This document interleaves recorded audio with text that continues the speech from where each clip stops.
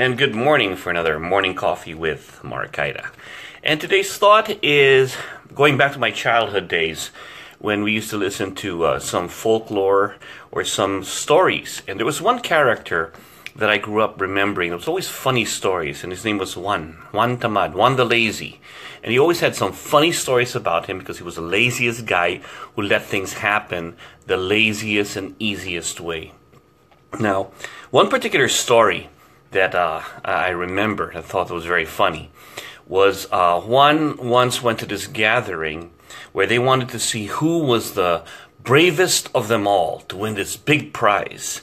And the challenge was to jump into this pool, very long pool. It was very narrow, but filled in the pool were poisonous snakes. They had sharks, they had crocodiles, they had all these animals that were very aggressive and wanted to basically attack anything that fell into the water. So being that, a lot of people tried. They jump in, boom, they're dead. Nothing catches them. And it got such a bad reputation of just no success in people getting in there. So that people would gather and nobody would jump in. When one day, it was all quiet, the big splash. And this person jumps up, and it's Juan, and Juan looks around, and everybody starts looking, and they start screaming. All of a sudden, Juan starts running, pop, pop, pop, pop, pop, pop, and the fastest thing all over. People are screaming, get out, go to the side, get out, and Juan keeps on going, and finally, boom, Juan made it. And everybody was like shocked. And then they all cheered. Oh my gosh, the laziest guy in the world actually did it. So when they went up to ask him, it was like, Juan, where did you get the strength and courage to do this? And Juan was like exhausted and everything. He goes, walang iya, who pushed me? So the idea was that, of course, walang iya means like, who the hell pushed me? So that was a story, and as a kid, I thought it was the funniest thing. But then they go, but Juan, why didn't you go to the side right away and everything else? Like, when I pull in the water get in my ear, I didn't understand the thing that you were doing. I thought you were all encouraging me to make it there, so I just went ahead and did it. So, in that story, I thought it was cute and really funny at the day.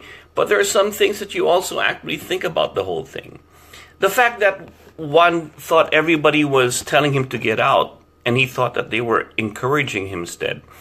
And that idea within him pushed him to make it all the way till the very end to finish off.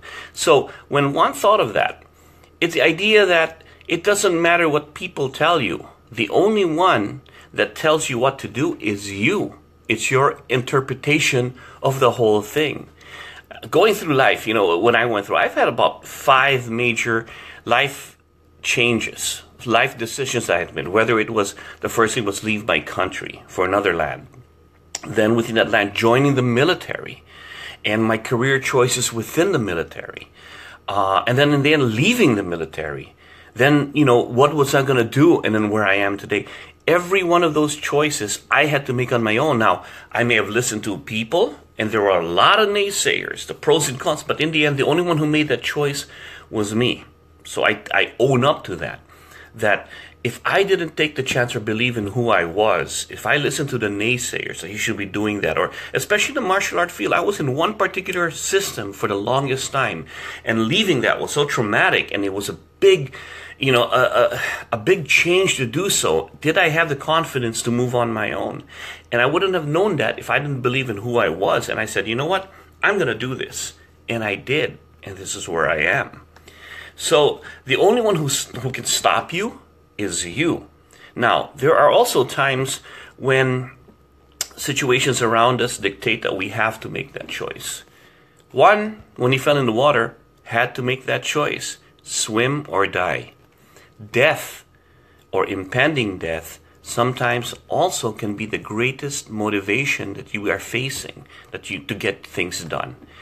There's a saying that you only live once. I've also heard this. You only die once.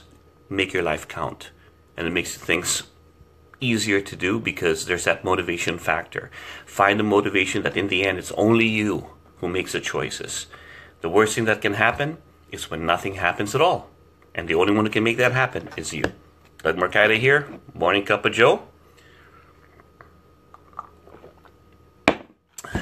Have a good day, folks.